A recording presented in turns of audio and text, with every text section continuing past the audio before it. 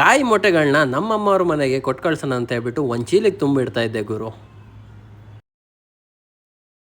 ಇವತ್ತು ಬೆಳಗ್ಗೆನೇದು fresh up ಎಲ್ಲ ಆಗ್ಬಿಟ್ಟು ನಾನು ಸೀದಾ ಬಂದಿದ್ದು ಈ ಒಂದು ಮೊಟ್ಟೆಗಳನ್ನ ಎತ್ತಿಟ್ಬಿಡೋಣ ಅಂತ ಹೇಳ್ಬಿಟ್ಟು. ಸೊ ನಮ್ಮಮ್ಮ ಅವ್ರ ಮನೆಯಲ್ಲಿ ಹಂಡೆ ಒಲೆ ಇರೋದ್ರಿಂದ ಅದಕ್ಕೆ ಯೂಸ್ ಮಾಡ್ಕೊಂತಾರೆ. ಅದಕ್ಕೆ ಎತ್ತಿಟ್ಬಿಟ್ರೆ ನಮ್ಮಣ್ಣ ಯಾರಾದ್ರೂ ಬಂದು ತಗೊಂಡು ಹೋಗ್ತಾರೆ ಅಂತ ಹೇಳ್ಬಿಟ್ಟು ಎತ್ತಿಡ್ತಾ ಇದ್ದೆ ಗುರು. ಅದೇ ಟೈಮಲ್ಲಿ ನನ್ನ ನಾಯ ನನಗೆ ಅಂದ್ರೆ ರೋದನೆ ಕೊಡ್ತಾನೆ ಇದ್ಲು. ಸೊ ಬಂದು ನಾನು ಮಾಡೋ ಕೆಲಸನ ಉಲ್ಟಾ ಸೀದಾ ಮಾಡೋಕೆ ಅವಳು ಪಣ ತೊಟ್ಬಿಟ್ಲು ಅಂದ್ಕೊಳ್ಳಿ, ಆ ರೇಂಜಿಗೆ ತೊಂದರೆ ಕೊಡ್ತಾನೆ ಇದ್ಲು. ನಾನು ಅವಳಿಗೆ ಎಷ್ಟೇ ಎತ್ತು ಬೇರೆ ಕಡೆ ಇಟ್ಟರು ಅವಳು ಬಂದು ಹಂಗೆ ಅಟ್ಯಾಕ್ ಮಾಡ್ತಾನೆ ಇದ್ಲು. ಸೊ ಫೈನಲ್ ಆಗಿ ಆ ಒಂದು ಕೆಲಸನ ಮುಗಿಸ್ಬಿಟ್ಟು ಊಟ ಗೀಟ ಮಾಡ್ಕೊಂಡು ಮಧ್ಯಾಹ್ನಷ್ಟರಲ್ಲಿ ಇವ್ರಿಗೆ ಬೇರೆ ಹುಷಾರಿರ್ಲಿಲ್ಲ. ಸೊ ನಾನು ಬಟ್ಟೆ ತೊಳೆಯೋಣ ಅಂತ ಹೇಳ್ಬಿಟ್ಟು ಒಳಗಡೆ ಬಂದು ನೋಡಿದ್ರೆ ನಮ್ಮ ನಾಯ ಮಲ್ಕೊಂಡಿದ್ಲು.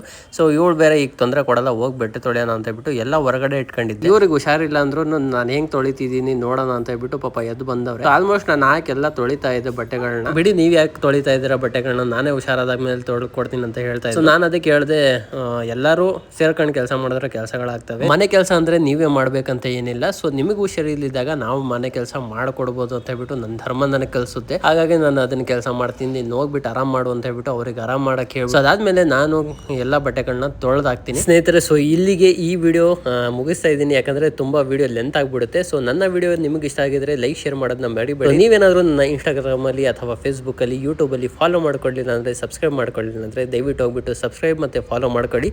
ನನ್ನ ವಿಡಿಯೋಗಳನ್ನ ವಾಚ್ ಮಾಡ್ತಾ ಇದ್ರೆ ಸೊ ಲೈಕ್ ಶೇರ್ ಮಾಡೋದನ್ನ ಮರಿಬೇಡಿ.